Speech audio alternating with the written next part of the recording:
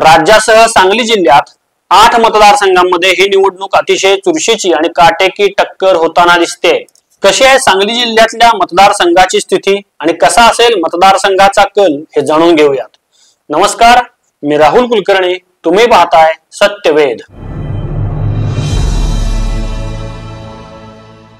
सांगली जिल्ह्यात विधानसभा निवडणुकीची चुरस पाहायला मिळते। सांगली विधानसभा मतदारसंघातून महायुतीकडून भाजपचे सुधीरदादा गाडगीळ तिसऱ्यांदा मैदानात उभे आहेत, तर त्यांच्या विरोधात काँग्रेसनं पृथ्वीराज पाटील यांना दुसऱ्यांदा मैदानात उतरवलंय। मागील वेळी त्यांचा सुधीर गाडगीळांनी 6000 पराभव केलाय। आता यावेळी ही लढत एकाच एक होईल आणि काँग्रेस बाजी मारेल का असं वाटत असतानाच काँग्रेसच्या तिकिटावरून नाराज झालेल्या जयश्रीताई मदन पाटील यांनी बंडखोरी केल्यानं सांगलीची लढत तिरंगी होते। मिरज विधानसभा मतदारसंघात महायुती भाजपाकडून मंत्री सुरेश भाऊ खाडे निवडणूक लढतायत। त्यांच्या विरोधात उबाठा महायुतीकडून तानाजी सातपुते ही निवडणूक लढत आहेत, तर तिथं विज्ञान माने हे वंचित कडून रिंगणात उभे आहेत।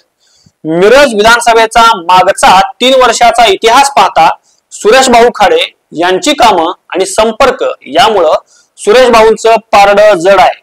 जिल्ह्यातला तिसरा मतदारसंघ तासगाव कवठेमंकाळ। तासगाव कवठेमंकाळ विधानसभा मतदारसंघात काटेकी टक्कर पाहायला मिळते।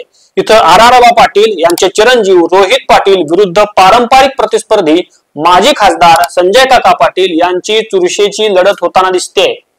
सुरुवातीला रोहित पाटलांना सोपी वाटणारी लढत संजय काकांच्या उमेदवारीनं जडत जाताना दिसते।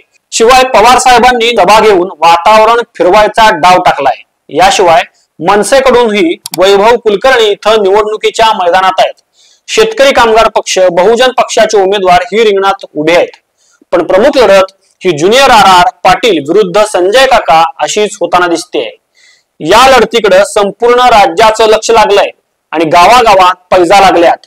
एकूणच अंदाज तासगाव कवठेमंकाळचा लावणं कठीण झालंय, कारण संजय काकांना लोकसभेला विरोध करणारे घोरपडे सरकार आता काकांच्या मागे उभं राहिलेत, तर खासदार विशाल पाटील रोहित पाटलांच्या प्रचारात सक्रिय झालेत। प्रतिष्ठेच्या आणि राजकीय अस्तित्वाची ही लढाई सर्वांनाच कोड्यात टाकणारी आहे। असो, तर जत मध्ये निवडणुकीचा विचार करता इथं भूमिपुत्र विरुद्ध उपरा या मुद्द्यावरच ही निवडणूक गाजतेय।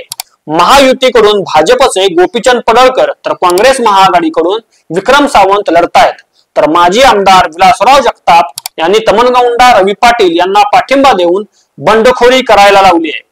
या सगळ्या राजकीय राड्यातही गोपीचंद पडळकरांनी जोरदार फिल्डिंग लावल्याचं दिसतंय, पण भाजपातीलच नाराजी आणि भूमिपुत्र विरुद्ध उपरा या वादात कोणाच्या विजयाचा विक्रम होईल हे पाहायचं आहे।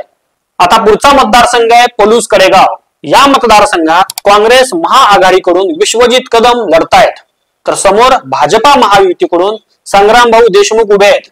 मोठ्या ताकदीनं संग्राम भाऊ ही निवडणूक जिंकण्यासाठी प्रयत्न करतायत, तर या मतदारसंघात स्वर्गीय पतंगराव कदम यांचा वारसा घेऊन विश्वजित कदम घौडदौड करतायत।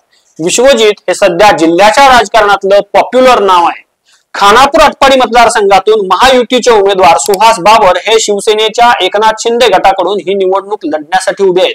स्वर्गीय अनिल बाबर यांच्या नंतर पहिल्यांदाच ही निवडणूक होत असून अनिल भाऊंच्या निधनानंतरची सहानुभूती आणि अनिल भाऊंनी केलेल्या मतदारसंघातील कामांच्या जोरावर सुहास बाबर यांचं पारडं इथं वजनदार आहे। तर समोर माजी आमदार सदाशिवराव पाटील यांचे सुपुत्र वैभवदादा पाटील शरद पवार राष्ट्रवादीकडून ही निवडणूक लढतायत। इथला कल सुहास बाबरांकडे झुकेल असं बोललं जातंय। वाळवा विधानसभा मतदारसंघात महाआघाडीकडून शरद पवार राष्ट्रवादी पक्षाचे प्रदेशाध्यक्ष आणि मातब्बर राजकारणी जयंत पाटील निवडणुकीच्या रिंगणात आहेत, तर महायुतीकडून ही जागा अजित पवार राष्ट्रवादीकडे गेल्यानं भाजपतून निशिकांत पाटील हे राष्ट्रवादीत प्रवेश करून घड्याळ चिन्हावर लढण्यासाठी तयार आहेत। महायुतीकडून या निवडणुकीसाठी मोठी ताकद लावली आहे। जयंतरावांना मतदारसंघातच अडकवून ठेवण्याची खेळी विरोधकांनी केली असली तरी राजकारणात मुरलेले मुत्सद्दी जयंतराव करेक्ट कार्यक्रम लावून आघाडी घेतील असा जाणकारांचा अंदाज आहे। यानंतर शिराळा विधानसभा मतदारसंघाबद्दल बोलू। राष्ट्रवादी शरदचंद्र पवार गटाकडून मानसिंगराव नाईक निवडणुकीसाठी इथं उभे आहेत, तर त्यांना भाजपा महायुतीकडून सत्यजित देशमुखांचं आव्हान आहे. सत्यजित हे सम्राट महाडिकांच्या साथीनं मानसिंगरावांना चितपट करण्यासाठी ताकद लावतायत. तर चुरशीच्या या लढतीत जयंत पाटील यांच्या राजकीय रसदीमुळे इथं मानसिंग भाऊंना यशाची अपेक्षा आहे. एकूणच सांगली जिल्ह्यातल्या 8ही मतदारसंघात यावेळी जोरदार लढती पाहायला मिळत आहेत. जिल्ह्याच्या राजकारणात राजकीय एकमेकांबद्दलचा राग, लोभासह कुरघोड्यांचं गाठोडं कृष्णेच्या डोहात बुडवून इकडून तिकडे उड्या मारणाऱ्या नेत्यांच्या भूमिकेचा कितपत परिणाम या निकालावर होणार आणि सांगलीच्या राजकीय पटलावर या विधानसभेला कोणाचा उदय होणार हे 23 तारखेलाच निश्चित होईल. तुम्हाला हा विषय कसा वाटला ते कमेंट मध्ये लिहा आणि आमच्या सत्यवेद चॅनेलला लाईक, शेअर आणि सबस्क्राईब करायला विसरू नका. पुन्हा भेटूच पुढचा विषय घेऊन. तोपर्यंत नमस्कार.